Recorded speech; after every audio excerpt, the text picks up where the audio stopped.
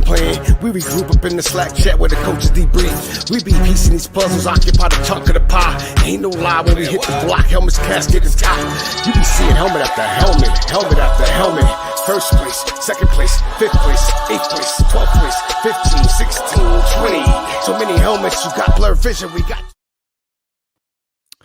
What's up, everybody, and welcome back to the DFSARMY Bold Call Fantasy Football Podcast. I am Alan Seslowski. I am here with a very special guest, Mr. Mario Puig from... You didn't miss a thing, Mario. There you are. Sorry about that. Yeah, no problem. Right as we were going live, Mario's connection railed out. So I was like, okay, I'm about to do the podcast. I thought it was done. That was it. That was it. The world's shortest podcast. But hey, we have a good one for you today, everybody. One of the guys that I use as my sanity check when I'm doing my research, when I'm doing my content, and all the experts have them. You know, even Mike Clay and Matthew Berry have people that they go and they check just to make sure they're in line with their thinking. And Mr. Mario Puig of Rotowire Fantasy Sports today, radio show on SiriusXM. How are you, my friend? Hey, Alan, I'm good. How are you doing? Good. So, Mario, how long have you been working at Rotowire for? Surprisingly long time. I guess it's been about 10 years technically working, and then I was an intern for something like 2 years before that. So they're in Madison. I've been in Madison a really long time, and that's basically how it worked. Were you analyzing fantasy before that? Like, how did you get into analyzing fantasy football and fantasy sports in general? Well, I was going to the journalism school at the UW, and I was double majoring in political science, which is not helping. It's just two useless majors on top of each other. And Rotowire, by complete chance, miraculous chance in my case, was based in Madison. So I was just a student trying to get internships pretty much anywhere. And Rotowire was in town, and I had played fantasy football since 2000. And one of my coworkers, actually Clay Link, you might know of, the killer in baseball. And me and him actually are from the same town. And he back in 7th grade got me into this thing called Gridiron Challenge, which was like the most primitive early DFS format on ESPN, which is this free salary cap game. And we played that back then. And I played like redraft stuff on, Yahoo Public Leagues or whatever. But that was back when I was 14, 15. And then I kind of stopped caring for a while, came to UW, and I saw, this internship listing Rotowire. And I was like, what the hell? I think that's the site that was posting those notes on those games. And I go there, and at the time they were in a much smaller office in a building that's since been demolished next to an abandoned laundromat that bursts into flames every day.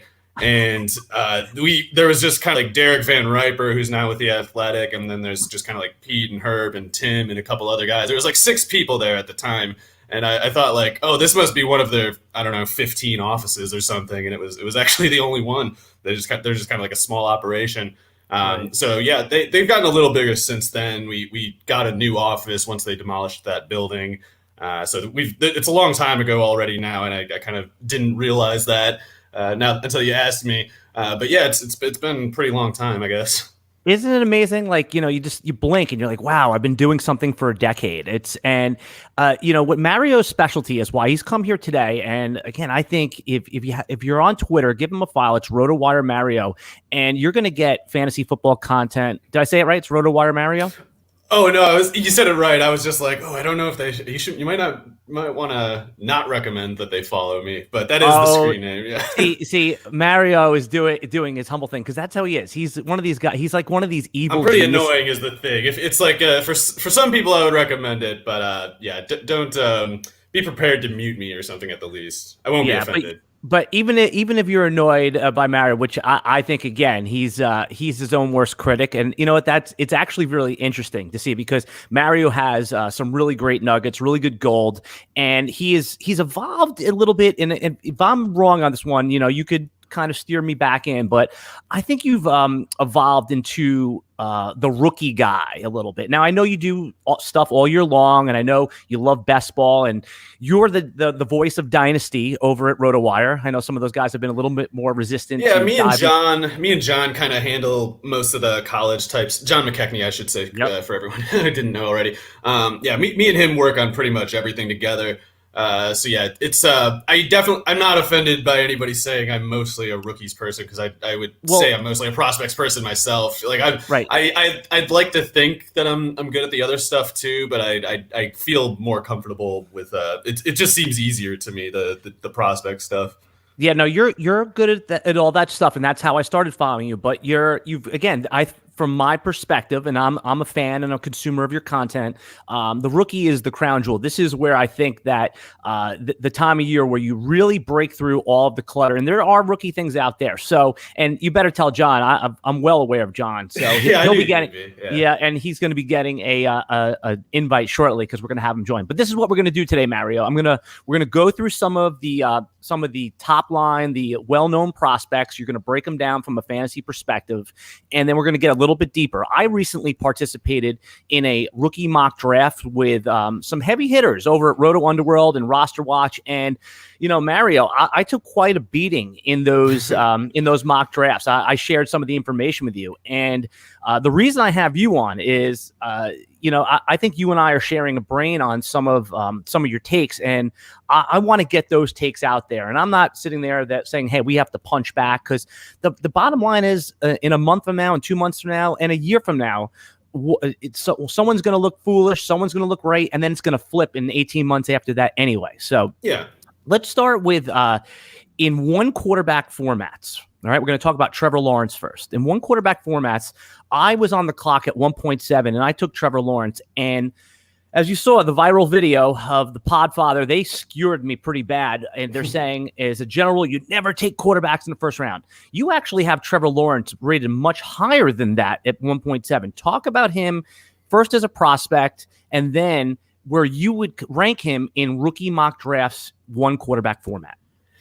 Yeah, I understand why generally it would be bad to go at quarterbacks there, and I would normally agree with that. I think it's just a pretty exceptional case with Lawrence, and especially if you're in a draft where you're thinking receiver, this is a year where you can get receivers in the second round. You can't get a Trevor Lawrence anywhere but now at this particular year, and for kind of that reason, and the fact that since it's pre-draft especially, we don't know where everyone's going to play. There's still a lot of things we can't control that could change the value of these players between now and September or whatever. And Trevor Lawrence is not vulnerable to any such thing. Like, he's going to play in Jacksonville, and I know I can understand why a lot of people would look at Jacksonville and be like, that's actually bad. And look at this, they hired Brian Schottenheimer to destroy the passing game, and Darrell Bevell to just run 3 tight end I formation every play. And I think they're just kind of mistaken. Like, Urban Meyer's running that team. I don't know why, but he trusts these other guys to do what he tells them. And what he's going to tell them to do is not exactly the Ohio State offense. They're not going to run 83 plays a game or whatever, but they should be relatively up-tempo compared to the league average. And they're going to use Lawrence because Lawrence is the kind of player, I think, who, even if you're a run-obsessed coach, even if you're Brian Schottenheimer, you're going to get a quarterback. If you get a quarterback like that, you're not going to think the same things you usually do. You're going to be like, oh, right, this is a quarterback I've never seen before. It's so easy throwing the ball. Even I want to do it now, something like that. And Trevor Lawrence is not just the best passing prospect quarterback ever. He's also a really good runner. Like, he's not like, no one's going to confuse him for Lamar Jackson or even Justin Fields in this particular draft. But Lawrence is a dangerous runner. He should be, if he needs to be, something like a Russell Wilson kind of runner, something like that. And I also can understand why people would look at Lawrence and not be able to confidently assess him as this once in a generation kind of prospect, because it's so everybody's wrong about quarterbacks. Like, I'm wrong about quarterbacks. It's not like I wasn't one of Herbert's biggest critics last year. I kind of was scared of the whole thing. I couldn't figure him out, but I was blown away at his rookie season. I couldn't believe how good Justin Herbert was. And so when everyone knows, like, quarterbacks are hard to get right, and in fantasy, at least in one quarterback leagues, we're always chasing running backs, receivers, even tight ends instead of quarterbacks. I get why that process would lead someone to get away from Lawrence. I just think he's pretty clearly an exception. and an exception along the lines of Kyler Murray, who I ranked as the top overall player in his draft for Dynasty, just because I was like, I'm not disputing that A.J. Brown is awesome and DK Metcalf is awesome and whoever else, but I can't figure out what's going to happen with them in Seattle and Tennessee. I know Kyler Murray is going to be one of the most dangerous running quarterbacks in a Cliff Kingsbury offense. So the floor was very high, and it's like I couldn't argue against chasing the upside of A.J. Brown or DK Metcalf, but we knew certain things with Kyler Murray, and anyone who took him first overall is not complaining about it now. And it was a very unconventional ranking at the time. Like it was the same, you got to pass on quarterbacks, you got to chase running backs, receivers. That was the belief back then too. And yet someone might have ended up with N'Keal Harry instead of Kyler Murray by that logic. And we got to remember, like, we're going to miss on some of these running backs and receivers too. So for looking at Lawrence, I just see a lot of security, and I rank him third overall behind Jamar Chase and Travis Etienne. But I wouldn't fault. In a one quarterback format. Yep. See, okay. So that's what. So you're. Oh, sorry. I was going to say I wouldn't fault someone for taking him first overall. Like, what happens? Like, what if Jamar Chase goes to just some Detroit team that sucks? Yeah, it's like, or what if he goes to Devontae Smith goes to the Giants? Like, that sucks. Like, a really good player. I can't blame anyone for taking Devontae Smith. He could be great, especially if he's in a good system. But some of these guys are going to end up in bad situations. Yeah. So. That's where my mindset was too. Now, Kyler Murray's one QB leagues, his ADP was 1.8. Oh, wow. More or less, right? So that's what I'm saying. If we all agree that Trevor Lawrence is a better prospect, better floor, better ceiling, and if you agree with that, then why wouldn't you at least have him at 1.7, if not even higher? So I would say maybe less of a ceiling than Murray, but I would say a better floor for sure. Like Lawrence is just not like any other quarterback prospects we've seen. Like, people if it will help, if it's just like a thinking exercise, people should imagine what would you think about a quarterback prospect who is the Megatron of quarterback prospects, and if you still say 7th, 8th overall. You're fair to have that position. It just sounds strange to me when it's expressed that way, and I think it should be expressed something along those lines. Yeah, and I think another way to illustrate that would be, okay, let's take everything we already know. Let's take the reveal. Now, if we were doing a one quarterback rookie mock draft from last year's class, where would you take Justin Herbert versus the running back? So it's an interesting thought exercise. I mean, I'm just putting it out there. It doesn't need a. It is interesting. People who got Herbert are sitting on gold now, and no one really went to bat for him. I didn't. I saw a lot of people going against it, and it's like, that whoever has Herbert now. I would definitely take Jonathan Taylor and DeAndre Swift ahead of him, but I couldn't tell anyone that I don't even know if I would take like Clyde Edwards-Helaire or J.K. Dobbins over Herbert. It feels wrong to tell someone to take like a running back who could be really good in theory and probably is on their own part away from a quarterback who is pretty reliably as a rookie putting up 30 plus points a week. I think Herbert will regress a little, but there just seems to be something going on in the league right now where guys who have that cannon arm like he does and the size to really run with volume, they seem to be a problem for NFL defenses right now. Yeah. So in that draft, that same draft that I was referring to, and I'll put the link for the draft in the video so anyone that wants to see it, and it's sitting there on my Twitter page as well.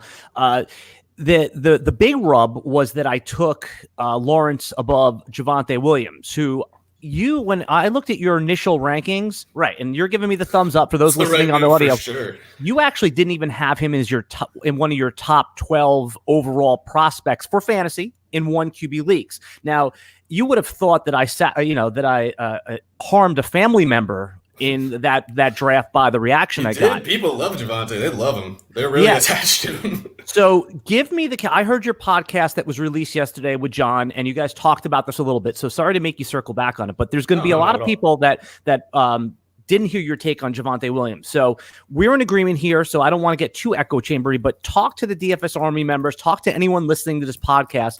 Why give your take on Javonte Williams? Give the average, just go through your whole thing about Javonte Williams. I think that'll explain it.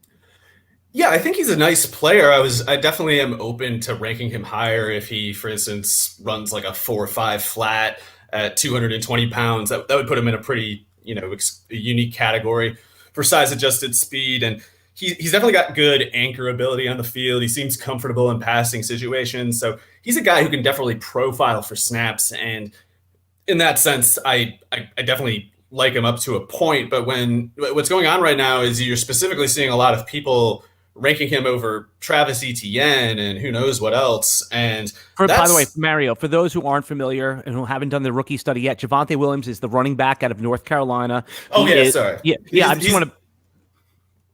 Yeah, Javonte he's the 220 pounder, and then they got Michael Carter, who's the 5'8", 200 pounder. Right.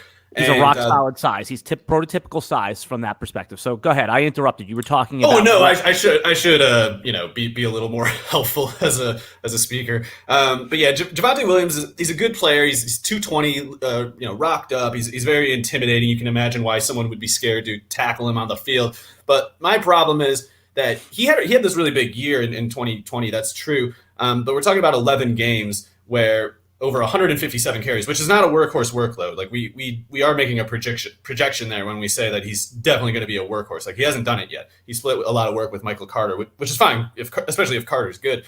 But he went into this year with a rushing average of like 5.5 yards per carry on 10 touchdowns on 209 carries, which is fine. There's nothing wrong with that. But it's more of like a mid-round kind of profile unless you test really well athletically, and I don't think he will. I could just be wrong about that, and in that case, I'll just have to kind of retract a lot of my reasoning. But in 2020, he ran for 1,140 yards on just 157 carries, which is 7.3 yards per carry, a full yard over what eventually became his career rushing average there. And he had 19 touchdowns, which is great. 19 touchdowns on 157 carries. Like we could actually argue that yards per carry is more like 8. When you're adjusting for the touchdown, because the end zone stops your yards per carry, right? Yeah, sometimes you get guys with little like inflated rushing averages because they get a lot of like draw carries and just carries when like they're behind, so the defense isn't covering it. So if you're getting a lot of touchdowns, like that means you're actually breaking the defense and you're leaving you're not leaving yardage on the field, but it's like if the end zone weren't there, you could keep going and who knows how long. So it's really good to see that, and it's definitely that's a great job done by him. But the problem that I see is the ACC defenses were really uniquely weak this year, and especially that Miami game. You might as well just take that off the record. Like it wasn't a game. And there was a lot of both Michael Carter's and Javonte Williams' numbers this year were accumulated in that game specifically. So at the very least, I would suggest people look at like just to imagine a baseline rather than what I think was pretty clearly a best case outcome this year for Javonte Williams. Consider looking at what his numbers look like at that sort of lens and see if it changes your thoughts on him at all. Because if you really need him to be what he was last year, I think you're just kind of chasing the highest price for a guy who's clearly going to fall back to earth as in like he didn't earn it, but it's just you can't sustain numbers like that unless you are Travis Etienne and you do it already for 4 years. So I think Etienne is just kind of in his own category production wise. We're going to get there. We're going to get there. I'm trying to say how I sound like a hypocrite when I'm saying like, oh, it's 7.3 yards per carry, 19 touchdowns. But I don't care, and here's why. It's like there is a difference to me, and it basically has to do with how big the sample is. Right. So where do you project? And obviously, a lot of things change between now and the draft. But what round projection do you think Javonte Williams is? He on the cusp of round 2 and round 3 in the real NFL draft? I don't have any inside information, so I'm just guessing. But I think he profiles more as like a 3rd, 4th round kind of guy. If he runs like a low to mid 4.5 and he's like 220 plus, that could push him up a little bit. But in the meantime, I see people just kind of assuming he's a really good athlete because he breaks a lot of tackles in the ACC. And something you got to keep in mind is like the better of an athlete you are, the less tackles you'll need to break to get to the end zone. Like if you got to break all these tackles to get to the end zone, you need to, I think, project some of those tackle attempts in the NFL to simply take him down earlier because you're not going to, or like start fumbling more or something like that. You're not going to see these things in the ACC where he's just like breaking 6 tackles on a play. And especially you can see because he's not really moving. It's just guys like kind of bouncing off of him, really bad tackle attempts. If he was in a position where he was like converting his velocity into anchor and like really violently bashing guys, like someone like Greg Jones did at Florida State. Like that's not the kind of power we're talking about, but you see people reference him like he's some sort of, Ironhead Hayward, and they don't really describe like what about him indicates the high athleticism because it's like guys keep, getting angles on him and catching up to him and swarming him. And that was something they fell, not the same people who are Javonte fans necessarily, but a lot of people fell for David Montgomery that way and thought he was sort of like a lot of times people, when you think this way, you struggle to distinguish someone like David Montgomery from Jonathan Taylor. And now you look at that and it's like, that's egregious, but it's like, you got to remember, like, these tackle breaking attempts are not going to be in the NFL. The game will look differently. And this is good to see for the college game, but it doesn't necessarily transfer. Yeah, it's funny. You beat me to the punch. I was going to try to seem smart in front of you and tell you, say, hey, didn't you say the same thing about David Montgomery last year? But, that's just, again, showing you that I do recall the takes that you have there. Some would argue that David Montgomery did finish the season as the RB1 overall, but your point is still well taken that, the reason this guy's breaking a lot of tackles is because he's getting caught from behind and those tackles wouldn't be broken in the NFL. So is the net result here, when me taking in a one quarterback league, the safety of Trevor Lawrence over the projection of Javonte Williams in a February mock, you don't think that that's egregious at all? No, to me, taking Javonte over Lawrence is the egregious way to go. And I really understand everyone's basis for thinking the opposite. I think it's just a mishand.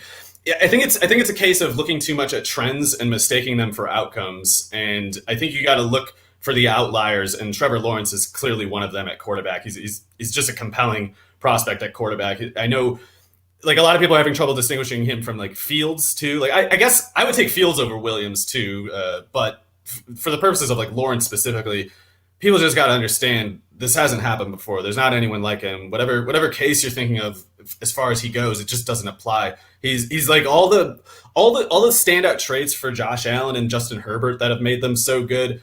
That's there with Lawrence and with a lot more. Like, he's so much better as a prospect than both of those guys, and he's got a lot of the same things going for him. He's going to be a team maker, I think, even in one quarterback leagues. For those of you who have the second overall rookie pick in your fantasy drafts, in your rookie drafts, in one QB leagues, I'm about to get you very excited. The entire fantasy industry is going to be taking Najee Harris at number 1. Yeah. But since you listened to this podcast and since you are now going to follow Rotowire Mario on Twitter, you are going to be very excited to hear the comp that Mario has for Travis Etienne. Lay that name on him, your comp for him, and then talk about why Travis Etienne should be the clear RB1, the 1.1 in one QB rookie mock drafts. Yeah, so I'm a little skeptical of Harris. I think he's a good player, and I don't think he'll be a pick that hurts your team. I don't think you're going to sit here a year from now thinking, like, God, Najee's killing me. But I think you might wish you had Etienne instead and Lawrence instead and other guys possibly. But with Etienne, it's just he has made so many touchdowns and so many like big yardage plays that it's almost, I think, impossible, the production that he has, to have 7.2 yards per carry over 4 years with 70 touchdowns or whatever it is. That's crazy stuff. And the other Clemson running backs weren't anywhere near. Like, if you take up all the other Clemson running backs, add up their numbers, it's like they accumulated more carries than Etienne, and they got something like 190 fewer yards on like 130 more carries, and they had 17 fewer touchdowns. So he was almost something like twice as good as everybody else there. I want to rewind this. Say that again, because that is really important. I don't want that to be lost on anyone. Did you say something that all of the other Clemson running backs together had almost 200 more or it was more carries? Here, I just pulled it up. I should have had this earlier instead of just trying to guess. I want to rewind. I want you to underline that verbally and tell me that again.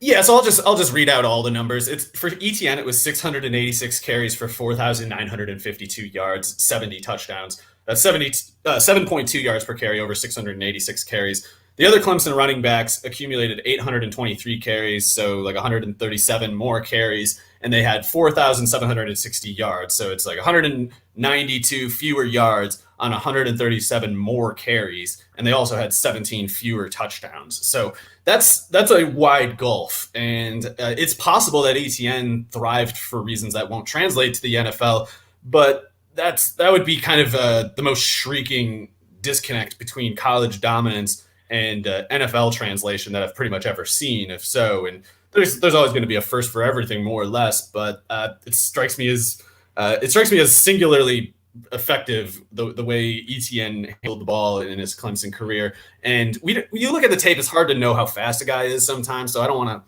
to try to sign up an expectation for a 4.37 or even like a 4.42 or something like that. As long as Etienne runs a 4.46 or better at something like 2.05, I'm not saying he'll be Jamal Charles per se, because Charles was more like 200 pounds and he ran like a 4.38. And so that's a fast running back. But Etienne's like a little bit heavier. He's listed at 5 pounds heavier.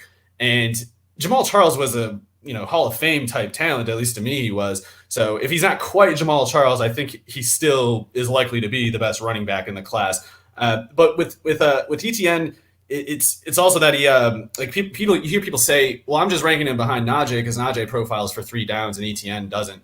It's like, did Alvin Kamara not translate for 3 downs? Like we're looking at a player like that kind of template.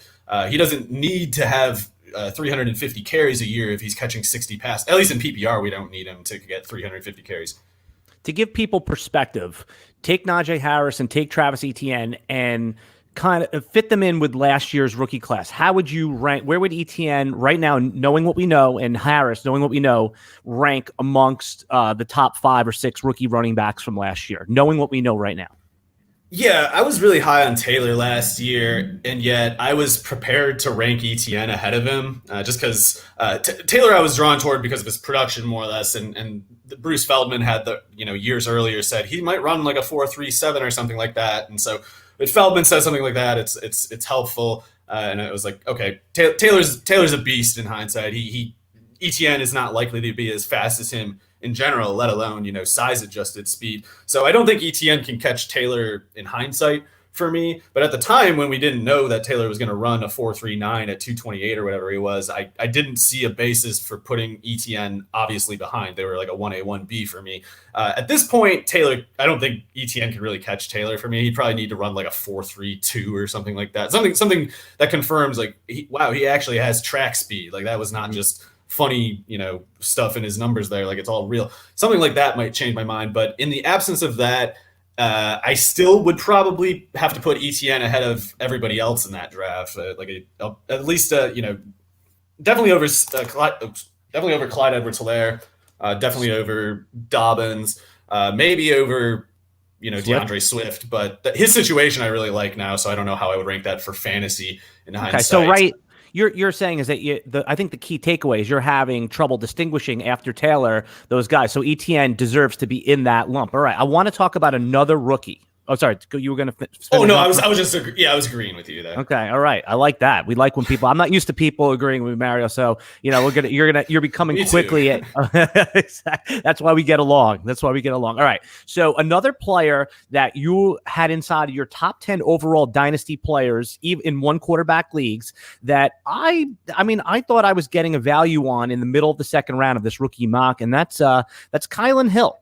And I was mocked again as I went down as one of the worst. That was my fault. You probably read my bad rankings, Mario, you know it. I've always done sanity checks with your content, and I looked everywhere just to see where he was, Kylan Hill, and he was well outside the top 36 overall players. You had him at 10 overall. I agreed with you, and I loved your rationale. So talk about Kylan Hill and why everyone else is crazy except for you for having him, for me for taking him at 2.7 in that recent rookie mock. Give me the case for Kylan Hill.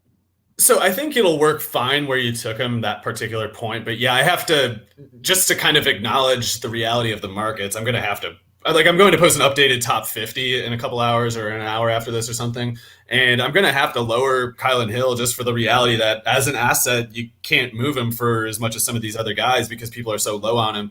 So I was doing that in mock draft with John a month or 2 ago. And let me just interrupt for a second. Kylan Hill is give his school, his measurements, give everything. So because again, some of the people watching some of the people watching this podcast this is their first run at rookies. We take for granted sometimes that that we start this way earlier. So start with that and then go into the analysis, please. I forget there are normal people who have lives and haven't already read all this 1,000 times. So yeah, Kylan Hill is a Mississippi State running back. He had a little bit of work as a freshman, but mostly it was the last 3 years. He was basically a backup as a freshman to Randre Williams, who was a volume carry guy, but he was really bad. He wasn't an NFL prospect. So I think I've seen some people say like, oh well, if he's so good, why couldn't he start over Randre Williams as a freshman? But the thing is, Randre Williams had like 236 carries that year. And then in the second year as a true sophomore, Kylan Hill put him in a backup role. As a much elder player, he put Aris Williams on the bench, and only to the tune for like 730 yards, but it was good efficiency. And he, as a third-year player, had like 1,300 yards or whatever it was, and something like 5.7 yards per carry. He didn't do much as a pass catcher, but and as a result, you saw reasonable criticisms. Like, he hasn't done much as a pass catcher, and he's not big enough to be like a between the tackles monster. So he looks like a rotational player, and that would have been reasonable. But then in 3 games in 2020, under Mike Leach, who is the air raid guy, he caught a hell of a lot of passes in 3 games, and it was I didn't pull 23 passes in 3 games on 29 targets. So that's really good stuff right there. It's pretty convincing. And if you watch the LSU game in particular, he was beating guys who are supposed to be some of the best defensive prospects in the draft. You got the linebacker who transferred from North Dakota State, Jacoby Stevens, who people are projecting as one of the top safeties. It's like Kylan Hill beats these guys when they're squared up on him and trying to cover him, and he puts up those huge numbers as a pass catcher. So I thought that was pretty convincing. I was like, Kylan had a valid question before, and he more or less answered it. And yet there's still this it's the accusation that he can't catch or can't do passing down stuff has stuck anyway, which is strange to me because it just doesn't, you can't reconcile it with those 3 games in the air raid. It doesn't make sense. So I think there's an inefficiency in the reasoning of the market there. And he's probably not fast. Like, Kylan Hill's probably not like any better than a 4.55 kind of runner. But when you watch him, he's got a lot of like ankle flexibility, and this is really important, I think, for running backs. He converts his velocity, his momentum into anchor, and vice versa very well. And he can be moving fast, stop, channel his momentum into, strengthen his legs, break through a tackle, change direction, lose someone else. And he can just dice up a defense. And I think he's actually just fast enough to break away if he's got enough. If you give him like 8 yards distance on the second guy, like, they probably can't catch him, even though he's not exactly fast. And you can see that specifically in that LSU game where he catches a pass over the middle, loses the linebacker, gets to the sideline, and jukes one of the starting safeties, runs away from the LSU defense, even as like a few corners are chasing him. So that's good enough for me. If you can run away from SEC corners with a 5-yard head start for a running back, that's enough speed, I think. I'd like more, but it's good enough. So he's running like that at about 5'10", 214. And I just don't know what else he's supposed to do more. Like, he's pretty clearly a better prospect than guys who went in like the 4th and 3rd last year, like DJ Dallas and Keyshawn Vaughn. And yet people are talking about him like he's maybe undrafted. And yeah, Keyshawn Vaughn was going in like the top 8 rookie picks in early drafts. I mean, people were excited to take him. They had already anointed him the starter over Ronald Jones at this time last year, or right after the draft last year. Who's just off the top of mind comp for Kylan Hill? I guess I would have to say slightly slower Miles Sanders without the ball security issues. Okay. He's got a lot of. He runs with a lot of motor too. Like with Kylan Hill, you can see it on tape. Like he's out there for blood. Like it's not a guy who lacks the intensity or effort or anything like that. And some of his, I got to mention, like some of his cool market right now is informed by people circulating rumors that he's a bad teammate, which you didn't hear until Mike Leach got there. And what you can find, however, in the past is a lot of reference to people having problems with Mike Leach. Marquez Wilson was one of the best college football receivers at the time, and he left the team because Mike Leach was so alienating. So let's maybe give Kylan Hill the benefit of the doubt here instead of Mike Leach. Yeah, that's why I was so surprised. I read your analysis on it. I went back and I watched some of the film, the tape, and I came up with the same conclusion as you. And I was shocked when even as recently as Ray GQ, he said that was one of the worst picks in a rookie mock that he'd ever seen. My pick. No, yeah, but I stand by it, and I feel like we will be vindicated, Mario. So, all right. We've hit 35 minutes, but I still have like pages of questions. So if you don't mind, I'm gonna monopolize your time a little bit. I'll be respectful of it, but we got too much good stuff going here. We're gonna shift. Actually, one more player that's a little deeper down, and I won't keep it too long, Mario. But Randre Stevenson, I took him in the 4th round of this rookie mock. I know you had him inside your top 24. I was laughed out of the room as saying, "Hey, you picked some jag here." There was as recently as the Cotton Bowl, he had about 185 yards. He scored a touchdown. I know sometimes it's hard to tell, but give me are you still pro Randre Stevenson? Yeah, I mean, it's what I'm surprised you get these comments when there's so much we don't know right now. That was my point. That was my point. I have my ideas, of course, but I've been wrong enough times that I know, at least not this early. Don't go telling people that they're totally wrong about whatever, because we were going to be surprised about a lot of things that happened between January's, March, February's, and April, May drafts. So I think that Rhamondre is a guy who. You just the need running to have back on Oklahoma, by the way. Yeah, Randre Stevenson, the running back out of Oklahoma. I forget too. He was listed at like 246 or something like that, and he looked maybe a little overweight. And indeed, he showed up at the Senior Bowl, something more like 227 at 6 foot. So that's a frame we've heard of before. It's not super unusual. 6 foot 247 is of course more exclusive company, but being more like 227, losing any bad weight that he might have had, that's. You could argue it's a concern that he had the weight in the first place, and indeed, the biggest concern that I see with Stevenson is we don't really know what teams will evaluate his character as. He had a suspension this year as a senior, or I don't know what I think he was a senior. He was a JUCO guy, so he only played 2 years there, if I remember right. And they had him suspended for like the first 6 games or something, and then he was the featured back when he came back. So they clearly valued him. They clearly had a use for him, and yet they couldn't find a way to cover up whatever he did to get suspended. And so that's a little concerning.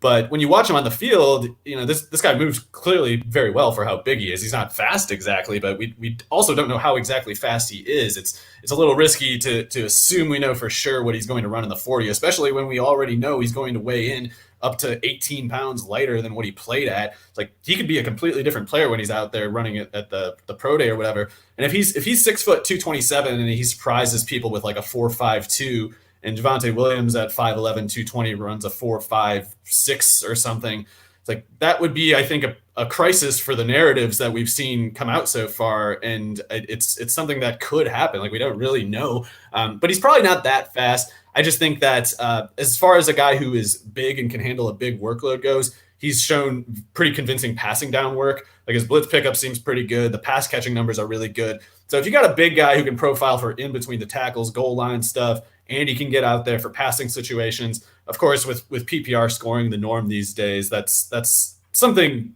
that's not insignificant. And I could understand why people would be worried about A.J. Dillon last year not catching passes. I disagreed with it, but I could see it. With Stevenson, you can't really accuse him of being bad in passing situations. Like, we know he's good at it. And we in the meantime, he's kind of a wild card as far as his exact athletic traits go. And it's within possibility, I think, that he is a better size-adjusted athlete than people are giving him credit for.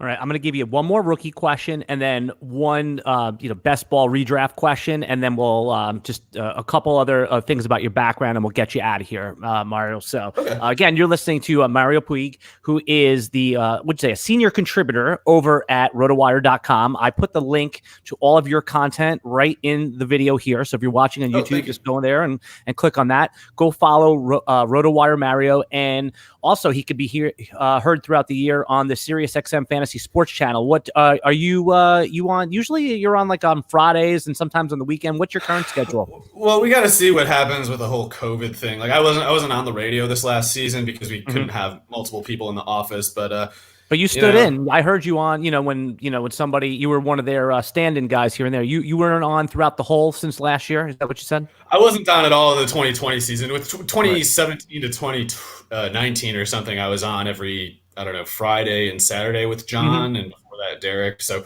maybe something like that. We just, God willing, with the vaccine stuff and whatever else, cool. Hopefully get back in there.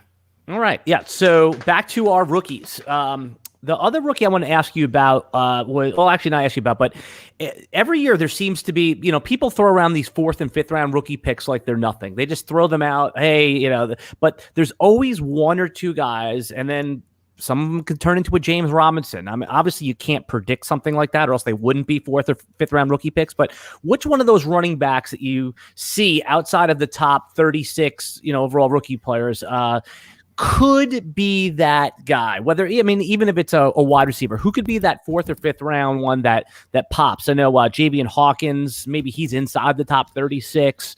Or are there any, Nico Collins in the draft I participated in, went in the 4th round? Maybe any of those, or any players that you think could really end up being a top 15 option for fantasy this year?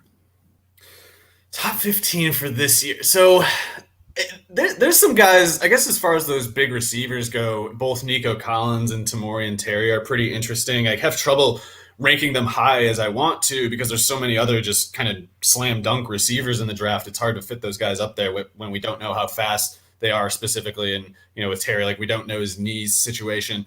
But those guys both could be kind of Kenny Galladay types. There's something to figure out with them still as far as their athleticism and whatever. But if they test well enough, it's like these are two guys who are both productive in college on dubious passing games. And, Nico Collins basically outproduced Donovan Peoples-Jones, who I thought was pretty promising with the Browns. And I was probably too low on Donovan Peoples-Jones. So maybe I'm just trying to make up for a mistake when I can't by, being high on Collins in response, but I feel like I have to. In the meantime, running back, all those 5'8", 200 guys are pretty interesting. It's just hard to tell what order they're going to be drafted in and who's going to be actually fast or which ones are going to be stuck with the quicker than fast label and whatever else there is. But yeah, Javian Hawkins might be the one most likely to test well between him and Jarrett Patterson, who was insane at Buffalo. But usually those MAC guys are not as good of testers as the big school guys. So I know a lot of people are really high on Michael Carter too. And I should mention, I guess, if you are a Javonte Williams fan, you need to be high on Michael Carter, or else I don't think you can rationalize the reasoning. But I do prefer Javian Hawkins, and I guess I'd put Carter ahead of Jarrett Patterson, just because Carter will probably test better than Patterson. Who knows? But probably. And any of those guys, if they get in the right spot, it's just kind of hard to know who's going to get chased a little and who's going to get a good role from an NFL team the first. All right, so lock those names in, put them on your scratch pad, put them in your iPhone notes. Those are players that if you're going to trade back and acquire some third-round rookie picks, those are guys you want. Let's switch up for the last couple minutes here, Mario. Let's switch over to Best Ball. You do a Best Ball Chronicles. I really, enjoy hearing your breakdowns as you go through the drafts. Mario chronicles those. He talks about them on his podcast. Go to the Rotowire Fantasy Sport. Go to the Rotowire podcast, and you can check out John and Mario's podcast. They always are talking Best Ball. Now, there's a quarterback that I see ranked in the top 13 or 14 quarterbacks that I don't think is even draftable at this point, and that's Joe Burrow. The reason is obvious, is because his injury happened in week 11. It was a pretty bad injury that usually takes a year to recover from. If you're drafting him in the top 12, 13, 14 quarterbacks, isn't that assuming the best? Or where are you at on Joe Burrow as a redraft best ball prospect pick? So I'm still pretty agnostic on him, but that's one of those things. Like if you are unsure of Burrow, you're not buying him right now because somebody seems totally comfortable with him in every draft, and I can't work up the courage for it. So I definitely like some parts. I love T. Higgins, and Tyler Boyd I think is very good too. So I love some of the things that could happen in that offense. It's just hard to tell when you're, week 11, and it by all accounts was a worse than usual knee injury. It seems like we should be getting a discount at the very least that isn't there in the ADP. So I never really thought about it more than that, to be honest. But yeah, I think he is going ahead of Trevor Lawrence in pretty much every draft, and I don't think there's a contest. Like if Joe Burrow was healthy, I would still take Trevor Lawrence ahead of him. So with the injury being what it is, it's not a question to me. I don't know if anyone's taking Burrow ahead of like Matt Stafford. That might not be a thing, but if it is, I wouldn't do that either. I can't tell. I don't know where everyone's ADPs are exactly. Yeah, Stafford's is gone up. He's around QB 9 right now in the underdog and the NFFC stuff. So he's moving on up because obviously they got some helium from the trade. So the other question I had for you here was with Matt Ryan. Now, if that's what I'm saying. I see Matt Ryan going as a rock solid QB in these drafts. Yeah, that's risky.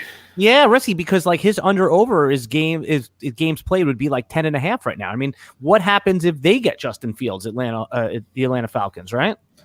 Yeah, I happen to think Justin Fields, the Ohio State quarterback, is more likely to go to the Jets at 2nd overall. But if he does get past 2nd overall, I don't think he's getting past Atlanta at 4. And even if Justin Fields goes 2nd, I think Zach Wilson, the BYU guy, he might go Atlanta at 4. They might take Trey Lance at 4.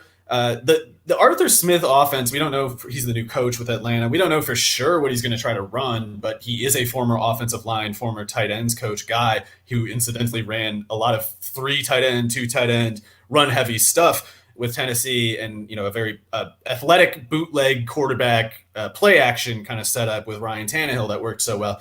And Matt Ryan's I think a better pure passer than Tannehill, but he can't move around like him. He never could, and it's even worse now than it would have been a few years ago. So I don't know how much Arthur Smith sees his offense in Matt Ryan, and if he's not particularly attached to Ryan, then it might be surprisingly easy for some rookie that they draft to get Ryan on the bench.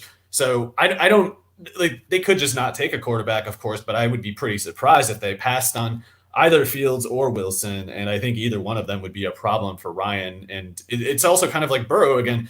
That discount isn't there. I might be tempted into that risk if there was a discount, but he's going as if there's just no question that he's a starter, and there is a question.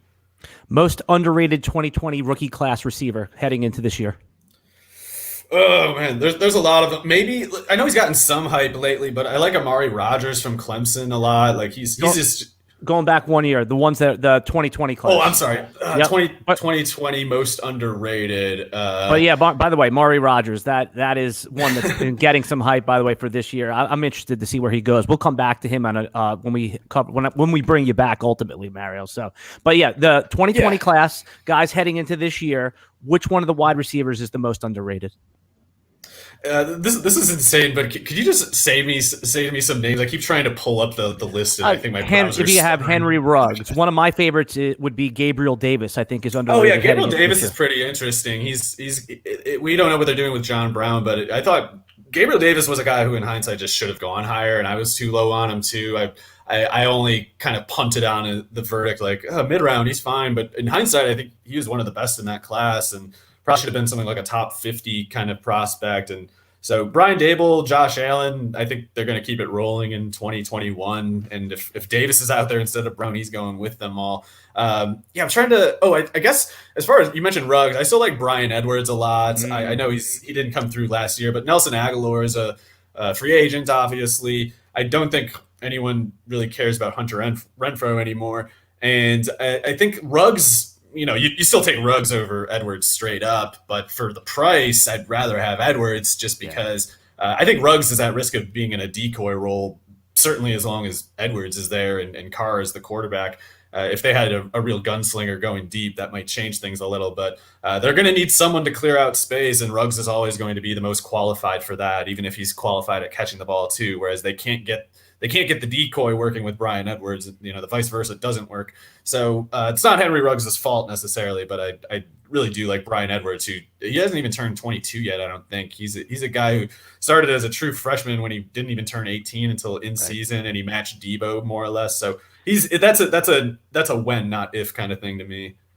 If you're watching this on the video podcast, you're seeing me sitting here smiling. I love listening to Mario talk about this stuff, and it's like I'm getting my own private podcast. I always said to myself, I'm not really an analyst, and I got this term from another podcaster named Kevin O'Brien, who's a really good podcast. And I say I'm a fanalist. I have the people on the podcast that I enjoy. So Mario, that's why I got a big grin on my face. And watching you talk about football, it's I could tell that you're connected to football from a nostalgic perspective. Like, what was the first thing that got you into football or sports as a kid? Like, were you connected in some game or a video game or what was it? Well, all those things. I was kind of a little bit troubled as a child. I didn't really like school as much as I liked recess, and so I would kind of get in trouble in school until there was recess, and then we could play football outside, and that was the only time I didn't get in trouble. And as a kid, I was also into like football cards, and I guess back in the day it would have been Tecmo Super Bowl, and then eventually. What team did you play with when you played Tecmo Super Bowl?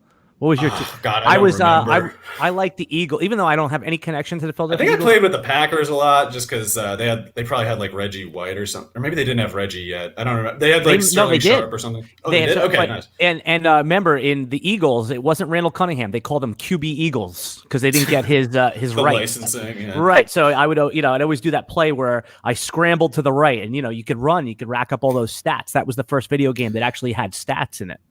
Yeah, and then N64 came out, and I was playing. It was Quarterback Club '96. It was called, maybe the first franchise mode. So yeah, I've been doing that, and then NFL 2K, and then Madden eventually. So it was just getting like these things drilled into my head over and over from just doing like franchise drafts and things like that. And so that's why I know these tedious, comparisons to people that everyone else forgot about 25 years ago because, they're normal.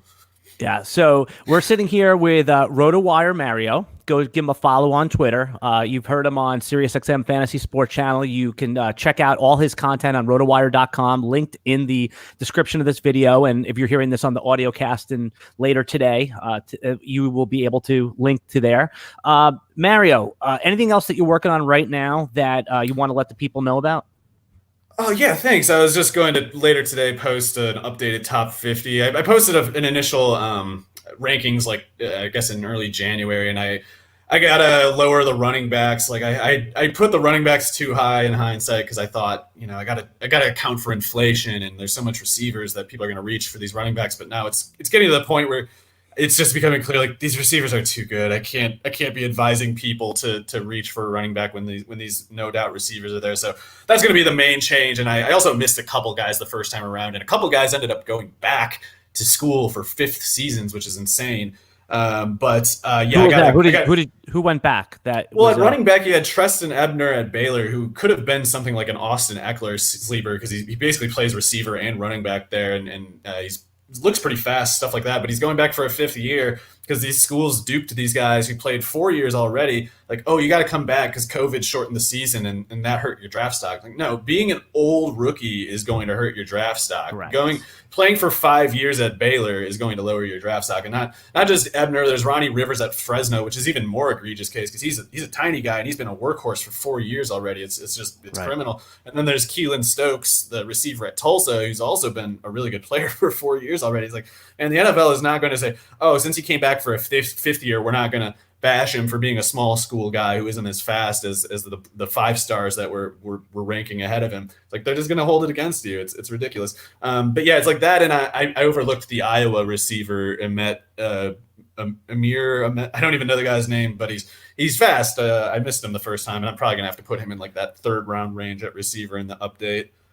So you're sitting here with myself, Alan Seslowski, and Rotowire Mario. So you see that if you are into rookies this time of year, this is a great way to get a jump on your league. This is a great way to get an advantage, to get familiar with them. So I strongly advise you go over and give Mario a follow. Go listen to his podcast. You know what? That's a good last question to bring you out on, Mario. Who are some of, if any, because maybe there's not, but what are some of the podcasts that you listen to for fantasy football, whether you're just reference checking your own thoughts or just for pure enjoyment? Is there any one or two you can give recommendations on?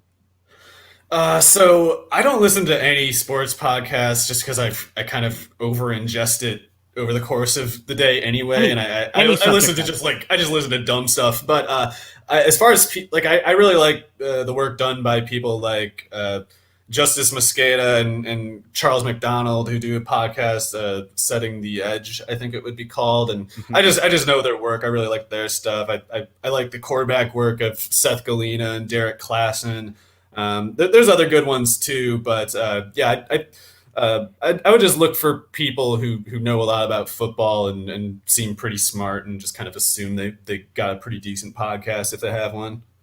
Yep, that's good stuff. I'm always interested to hear what the people that I like and I admire their work and whose work they admire, because it's kind of like the coaching tree. Those guys will help you understand football, they don't really do dynasty stuff, they don't do fantasy stuff so much, but if you want to understand the game better, those are the people to listen to, I think. All right, man. I kept you for almost an hour. You were a gentleman because I told you I was going to keep you for 25 minutes. That's my trick. I tell people 25 minutes, and then I know they're going to have such a good time talking to me that I know they're going to stay for an hour. Of course, believe it or not, I'm not actually an important person. It's not my time's not worth that much. It's fine. Mario, you're important to me, and you're important to the DFS Army, and you are important to the fantasy community. I know that sounds crazy, but your work, it's an asset. You're doing great work, and I'm part of the thing is I'm going to embarrass you with praise. When we had Chris Liss on here too, he pretended like he didn't like the praise, but how can you not? I'm grateful. I hate to hear you fall for such a fraud, All right, Mario. We're here with Mario Puig. Until next time, everybody, we're going to be back next week with Roto Underworld's Cody Carpentier. Going to talk more rookies next week. All right, everybody, till next time. See ya. got the best coaches in the game. We really ain't playing. We regroup up in the Slack chat where the coaches debrief. We